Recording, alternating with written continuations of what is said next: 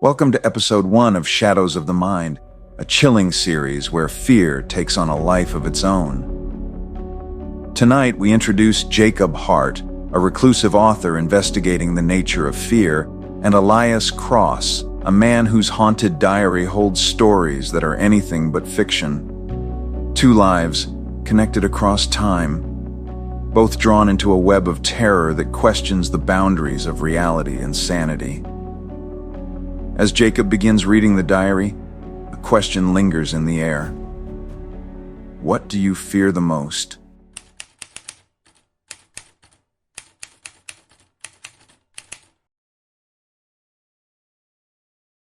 Fear. It's the oldest instinct.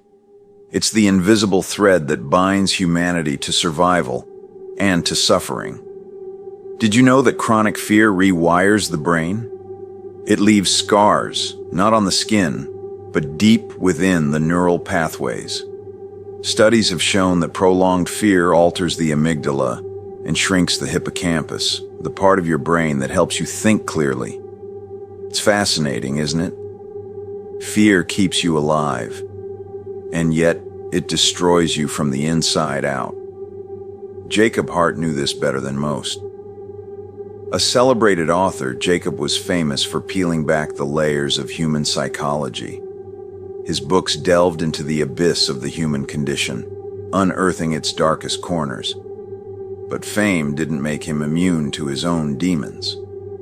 Jacob was a man of routines and tics, a flick of his pen when anxious, a tap of his fingers against his jawline when deep in thought. This winter, Jacob wasn't just writing for others. He was writing for himself. The cabin stood at the edge of a frozen lake, its roof sagging under the weight of snow. Jacob had rented it for a month, seeking solitude to complete his latest project, the fear experiment. For months, Jacob had interviewed over 100 people, digging into their deepest fears.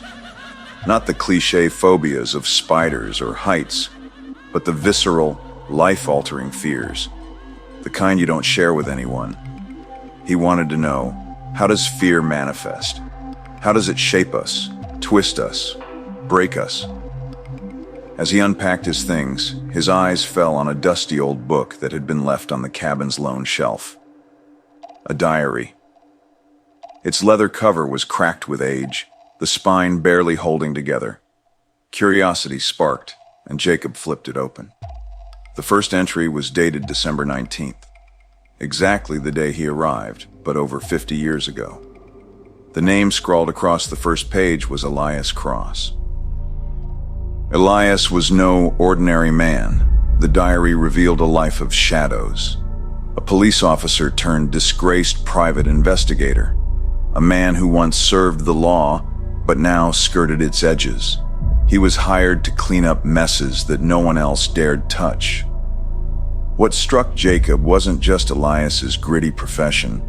It was the voice in his writing, raw, cynical, and painfully human. Elias's words bled across the page like a man on the brink of collapse. But the first entry hinted at something more, something dark. Fear is a funny thing. You think you know it, but then it shows up with a new face. Today, fear had a voice, and it whispered my name. Elias had been approached by a woman desperate for help. Her young daughter had begun sleepwalking, but she wasn't alone in the house. Every night, the little girl would wander into the living room, mumbling as if holding a conversation with someone or something. Elias took the case reluctantly. He was no stranger to strange requests, but this one felt wrong. The first night, Elias camped out in the girl's home. She began sleepwalking right on schedule. She muttered incoherent phrases, her hands stretching into the air as if grasping for someone invisible. But then she turned toward Elias and spoke. "What do you fear the most?" Jacob shivered as he read the words. He closed the diary, trying to shake off the creeping unease. It was just a coincidence, he told himself. The same question he had been asking his interviewees for months now. It couldn't mean anything. but the night had a way of twisting thoughts into shadows. As the hours stretched on, Jacob couldn't stop thinking about Elias. Who was this man? And why did his words feel so familiar? The second night, Elias returned to the house. This time, he brought a small tape recorder and sat in the dark, waiting. The girl began to sleepwalk again. Her voice grew louder, her words more distinct. She spoke of cold hands on her back, of shadows with teeth. But then she stopped in front of the recorder and whispered, "She's coming for me." The recorder cut out, leaving only static. Elias grabbed the girl, shaking her awake, but her eyes didn't register him. She was looking past him. And that's when Elias felt it too, the cold, creeping sensation of being watched. Jacob leaned back in his chair, staring at the diary. His pulse raced as he thumbed to the next page, but he hesitated to read further. What had Elias meant by her? Was this fear real?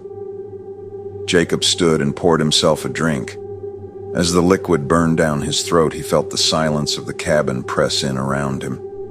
He tapped his fingers against his jawline, his mind circling back to one thought.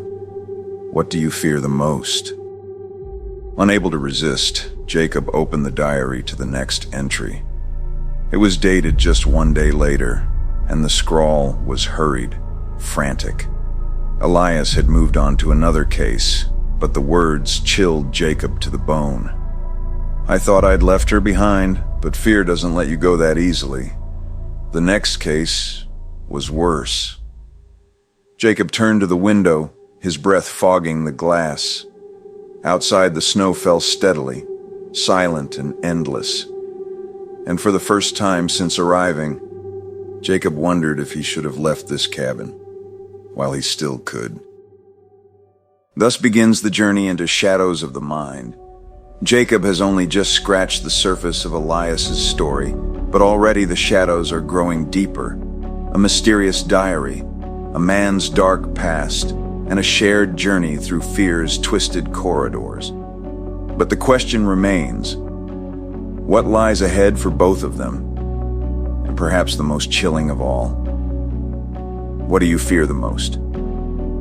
Join us tomorrow for episode 2, where Jacob unlocks the next chapter of the diary and steps closer to the edge of the unknown. If you're ready to uncover more, subscribe and hit the notification bell. The shadows are only beginning to stir.